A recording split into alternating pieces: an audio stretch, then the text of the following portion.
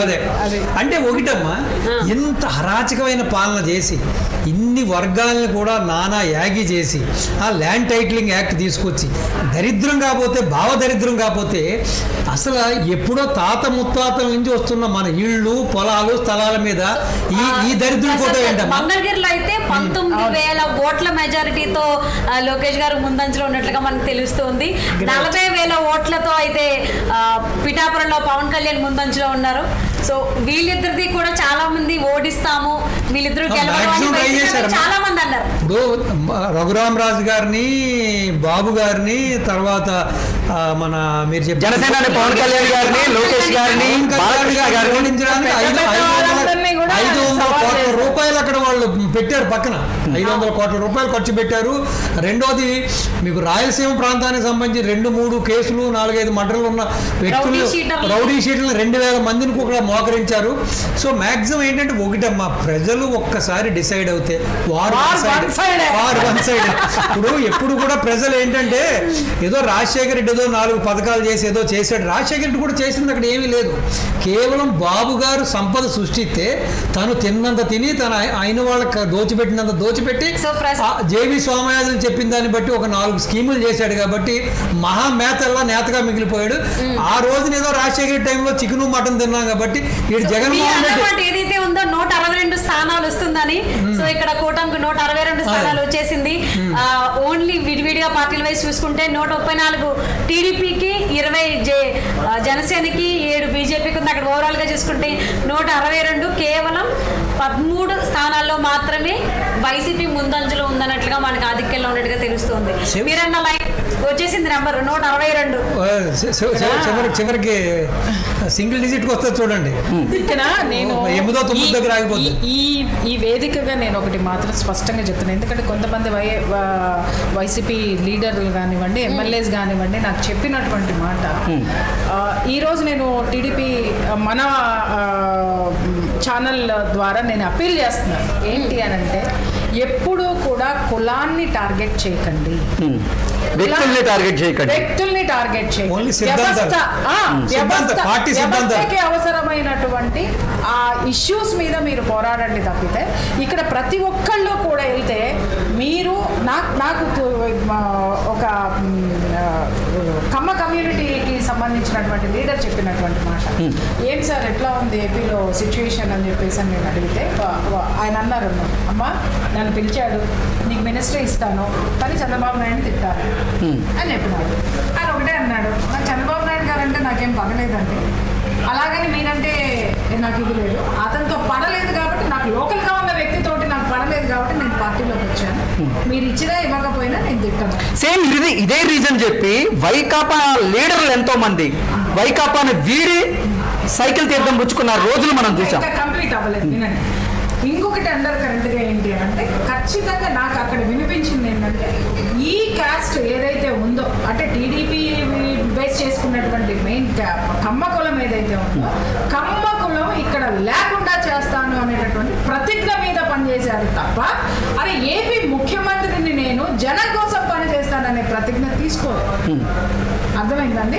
ఇంకొక మాట నేను చెప్తున్నా, ఎప్పుడూ కూడా ఒక వర్షను తుడిచిపెట్టి ఒక జాతి తుడిచిపెట్టుకుపోయే పని చేస్తుంది అంటే, ఎప్పుడైనా సరే నేను ఇక్కడ ఇది వేదికగా నేనేం మాట్లాడదలుచుకున్నానంటే, లీడర్షిప్ క్వాలిటీస్ ఉండాల్సింది మెయిన్ ఏంటి అంటే, అందరూ మన వాళ్ళే అని కలుపుకొని పోతేనే. చిన్న ఎగ్జాంపుల్ చెప్తారండి, మన ఇంట్లో పని చేసేటటువంటి పని వాళ్ళు వాళ్ళతో మనతో పాటు వాళ్ళకు ఒక మర్యాద, ఒక మంచి ఇది ఇచ్చామనుకోండి, ఒక ముద్ద పెట్టాము అని అంటే వాళ్ళు మనకి పని చేస్తారు, ఫేవర్గా పని చేస్తారు. ఇంట్లో పని వాళ్ళ దృష్టిలోనే మనమని కలుపుకుంటే ఇంత కృతజ్ఞత ఉంది. వాళ్ళు పని వాళ్ళు కదా అని మనం నీచంగా చూస్తే, వాళ్ళు ఎగ్గొట్టారు అని అంటే వాళ్ళు చేసే పని మనం చేయగలుగుతామా? చేయలేము. అలాగే ఉన్నతాధికారి ఉన్నాడు, అరే నేను ఓటేస్తేనే నువ్వు గెలిచినవు రాబాయి, నువ్వు నాకు చెయ్యి అని చెప్పేసి అని మనం అక్కడ కూర్చుంటే అధికారం అతనికి ఉంటుంది. జల్ అని మెడబట్టి బయటకు పంపిస్తాడు. నువ్వు ఏ కులం అన్నావు, ఏ మతం అన్నావు, అక్కడ అతని బలం అధికారం.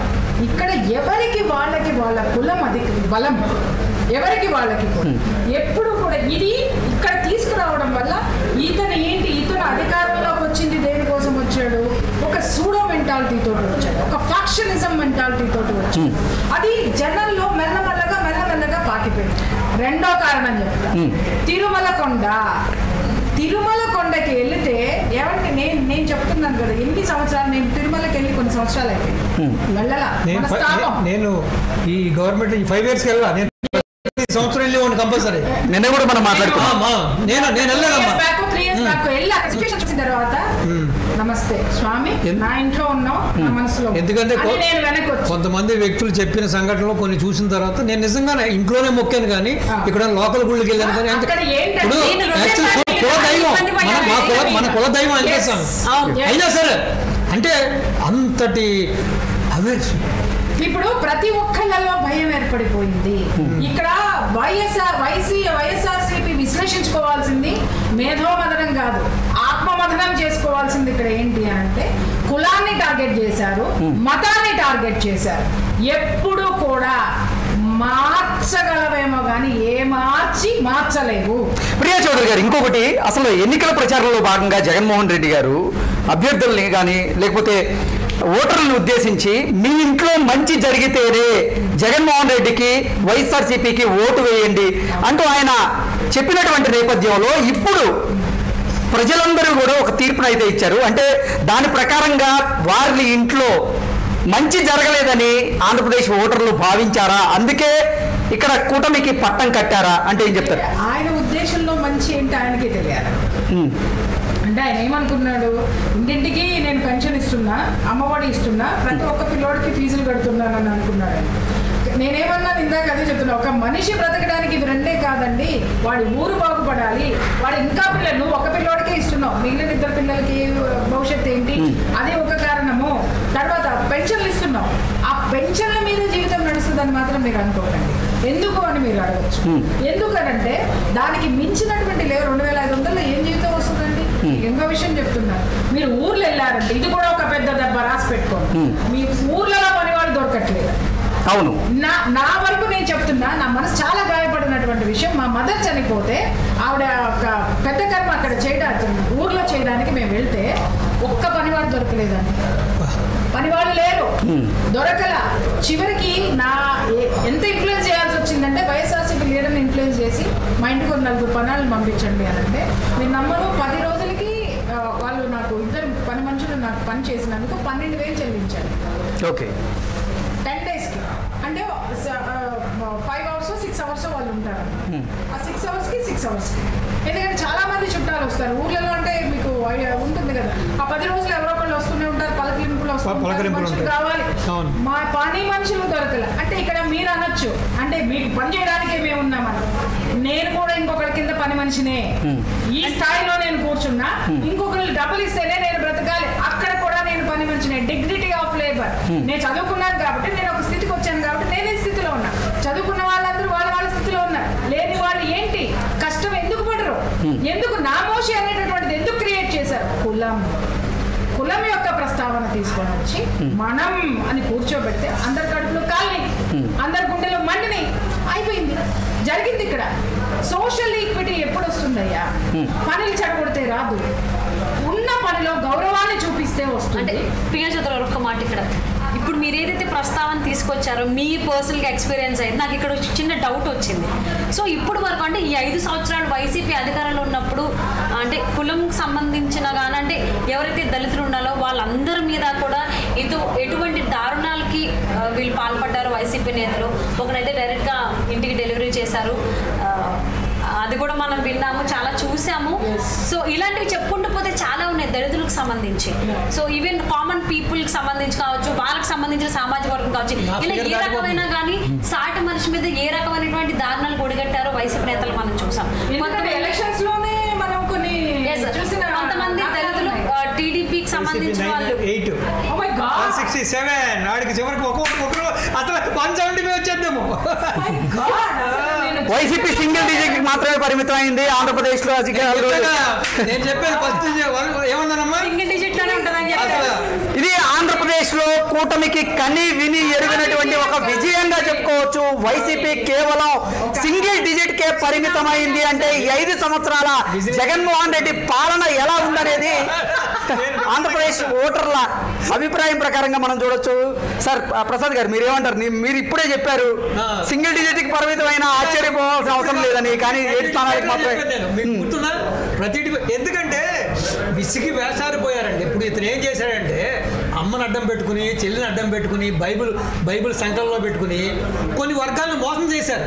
ఏదో మీ కులపోండి, మీ మతపోండి, మీ దేవుడిని అని చేశాడు. కానీ ఎమోషన్స్ అనేవి ఎక్కువగా ఉండవండి. ఇప్పుడు మనం పీక్ దాకా తిన్న తర్వాత ఉదయాన్నే మోషన్కి వెళ్తాం కదా, ఎమోషన్ కూడా అంతే, ఏదైనా అంతే. అది క్యారీ అవుతుంది, అది క్యారీ ఫార్వర్డ్ అవుతుంది. నిజంగా జగన్మోహన్ రెడ్డి వ్యాఖ్యలు ఆ రోజు కనుక గుర్తు చేసుకుంటే ఈ రోజు దేశం మొత్తం కూడా ఆంధ్రప్రదేశ్ వైపు చూడబోయే అవకాశం అయితే ఖచ్చితంగా కనపడుతుంది. ఎందుకంటే గతంలో 151 స్థానాల్లో గెలిచినటువంటి వైఎస్ఆర్సీపీ ఈరోజు అసలు ఆంధ్రప్రదేశ్లో కనబడేటువంటి పరిస్థితి కూడా కనపడట్లేదు. కేవలం సింగిల్ డిజిట్కి మాత్రమే పరిమితం కాబోతుంది అంటే జగన్మోహన్ రెడ్డి పాలన ఏంటనేది మనం అర్థం చేసుకోవాల్సిన అవసరం ఉంది. నేను ఇందాకే చెప్పాను, స్టార్టింగ్లోనే నన్ను అడిగినప్పుడే చెప్పాను, నేను ప్రతిపక్ష హోదా గొంతుకు ఎవరిది అవుతుందంటే పవన్ కళ్యాణ్ అవుతుంది. టీడీపీ 144 అసెంబ్లీ నియోజకవర్గాల్లో పోటీ చేస్తే 140 అసెంబ్లీ నియోజకవర్గాల్లో గెలుపొందుతోంది. అలాగే జనసేన 21 అసెంబ్లీ నియోజకవర్గాల్లో పోటీ చేస్తే 21 చోట్ల కూడా గెలిచే అవకాశం కనపడుతోంది. భారతీయ జనతా పార్టీ 10 అసెంబ్లీ నియోజకవర్గాల్లో పోటీ చేస్తున్న నేపథ్యంలో 7 అసెంబ్లీ నియోజకవర్గాల్లో ఇప్పటికే లీడ్లో ఉంది. మరికొన్ని అసెంబ్లీ నియోజకవర్గాలు కూడా గెలిచే అవకాశం అయితే స్పష్టంగా కనపడుతోంది. కేవలం వైసీపీ 7 స్థానాలకు మాత్రమే పరిమితమైంది. ఎన్డీఏ కూటమికి 168 స్థానాల్లో ఆంధ్రప్రదేశ్ ప్రజలు కట్టబెట్టబోతున్నారు అంటే ఇది నిజంగా కని ఎరిగినటువంటి ఒక అద్భుతమైనటువంటి విజయంగా ఎన్డీఏకి మనం చెప్పుకోవచ్చు. ప్రియా చౌదరి గారు మీరేమంటారు? మాట్లాడుకోవడాలు లేవు, ఇక మాట్లాడుకోవడాలు లేవు. కాకపోతే ఇక్కడ నేను ఒకటి చెప్తున్నాను, ఇక్కడ నుంచి అసలు సిసలైనటువంటి టాస్క్ అనేది మొదలవుతుంది. మనకి తిరుగులేదు అంటే జనానికి తిరుగులేదు, అది గుర్తుపెట్టుకోండి. ఇక్కడ పార్టీ ఫీల్ అవ్వద్దండి మనము, ఎందుకంటే ఇంతటి విజయం కూడా తలకెక్కి తప్పులు చేసేటటువంటి ప్రమాదం ఉంది. కానీ జనం యొక్క నిర్ణయానికి తిరుగులేదు. ఎప్పుడు కూడా ఎన్టీ రామారావు గారు ఒకటే మాట అనేవారు, జనం ప్రజలే దేవుళ్ళు, సమాజమే దేవాలయం. కాబట్టే ఆయన ఎప్పుడు దేవుడిగా ఈ సమాజంలో ఉండిపోతాడు. ప్రసాద్ గారు ఇంకొకటి మనం గమనిస్తే ఇక్కడ 21 స్థానాల్లో జనసేన పార్టీ పోటీ చేస్తే 21 స్థానాల్లో కూడా గెలిచే అవకాశం కనపడుతోంది. గతంలో ఎందుకు తక్కువ స్థానాలు తీసుకున్నారు అంటూ జనసేన కార్యకర్తలు అడిగిన నేపథ్యంలో ఆయన చెప్పింది ఒకటే, మనం ఎన్ని తీసుకున్నాం అనేది కాదు, ఎన్ని స్థానాల్లో పోటీ చేసి గెలవబోతున్నాం అనేది ముఖ్యం అంటూ కూడా గతంలో ఆయన చెప్పింది ఇప్పుడు నిజంగా పోతుంది. 21 స్థానాల్లో వాళ్ళు పోటీ చేస్తే 21 స్థానాల్లో కూడా గెలవబోతున్నారు. దీన్ని ఎలా చూడొచ్చు అసలు? ఇప్పుడు పవన్ కళ్యాణ్ గారు ఒక అత్తారింటికి దారి సినిమాలో ఒక డైలాగ్ ఉంటుంది, ఎక్కడ తగ్గాలో ఎక్కడ నగ్గాలో తెలిసినోడు అని చెప్పి. సో కరెక్ట్గా ఆయన ఈసారి చూజ్ చేసుకున్న విధానం అంటే ఆయన పొటెన్షియల్ ఎక్కడుంది, ఎక్కడైతే మనం బలంగా ఉన్నాం మన అభ్యర్థులు, ఎక్కడైతే మనం గెలవబోతున్న తగ్గట్టుగా ఆయన తీసుకున్నారు. సో ఆయన నిర్ణయం కరెక్ట్ అయింది. సో ఇప్పటికైనా సరే ఇటు పార్టీలో ఉన్న కొంతమంది జనసేన అసెంబ్లీ నేతలు కానీ ఆయన విమర్శించిన వాళ్ళందరికీ కూడా ఇప్పుడు వాళ్ళ నోటికి తాళం వేసినట్టు అయింది. ఎందుకంటే సో కరెక్ట్గా గ్రేట్ థింగ్ కదా. సో అదేవిధంగా నేనేం చెబుతానంటే ఆయన సేపు ఆయన పెళ్ళిళ్ళ గురించి, ఆయన 2 పెళ్ళిళ్ళు 3 పెళ్ళిళ్ళు అని చెప్పి, సో ఈ ఉములేషన్ కూడా జనాలు వ్యక్తిత్వ హననం అనేది అసలు ఆంధ్రప్రదేశ్ ప్రజలు ఇప్పుడు ఒకటి కాదండి, ఇటు బాబు గారిని, లోకేష్ బాబుని, ఇటు వాళ్ళ కుటుంబ సభ్యుల్ని, ఇటు పవన్ కళ్యాణ్ గారి కుటుంబ సభ్యుల్ని, చిరంజీవి గారిని, వీళ్ళ చేసిన వ్యక్తిత్వ హరణ అనేది అది ఒక పీక్స్ అంటే దానికి ఒక అద్దుపద్దు లేకుండా అది ఒక వికృతంగా చేశారు. సో ఇదంతా కూడా వెరసి ఈ రోజున వస్తున్న అంటే ఇప్పుడు కర్ణుడు చావుకి 1,00,000 కారణాలు అంటారు. సో అన్ని కలిసి వెరసి సో ఈ రిజల్ట్ కారణం అంటే చివరిగా అసలు వైఎస్ఆర్సీపీలో జగన్మోహన్ రెడ్డి తప్ప ఇంకెవరు మిగిలేటట్టుగా కనబడట్లేదు ఆ ఫలితాలు చూస్తామంటే. 67 మంది ఉన్నప్పుడే ఆయన లేడు అసెంబ్లీలో. అర్థమైందా అండి? ఇంకా ఒక్కడు ఉన్నప్పుడు కనీసం ఇండియా ఆంధ్రాలో అన్న ఉంటారో లేదో అని కూడా మనం. మరి ఎన్నికల తర్వాత వైఎస్ఆర్సీపీ భవిష్యత్తు ఏంటి? వైఎస్ఆర్సీపీ ఉనికి ప్రశ్నార్థకంగా మారబోతోందా?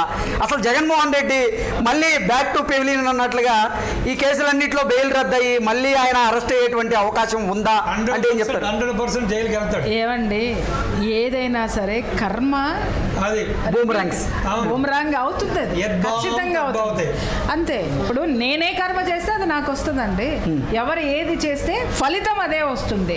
ఇప్పుడు జనాల్లోకి వెళ్ళి ఒక్క అవకాశం అన్నారు, నిజమే. జనాలు ఏమనుకున్నారంటే అరే చంద్రబాబు నాయుడు గారు పెద్ద అడ్మినిస్ట్రేషన్ అనుకున్నా, ఇవన్నీ కరెక్ట్ కాదేమో. అందులో అట్ ద సేమ్ టైం ఇక్కడ ఏమైంది, ఇక్కడ టీఆర్ఎస్ తన యొక్క ప్రాబల్యాన్ని కాపాడుకోవడం కోసం అసలు సైబర్ సిటీ చంద్రబాబు నాయుడే కాదు, అది కాదు, ఇది కాదు అనేసి వీళ్ళు ఒక ప్రచారంలోకి వెళ్ళిపోయేసరికి జనం ఏమన్నారంటే ఇక్కడ కట్టలేదు, అక్కడ వాళ్ళు చెప్పేది కరెక్టేనేమో అనుకునేటటువంటి ఒక ఫాల్స్ థింకింగ్ లోకి వెళ్ళిపోయారు. సో లేటెస్ట్ అప్డేట్ ఏంటంటే రిషికొండ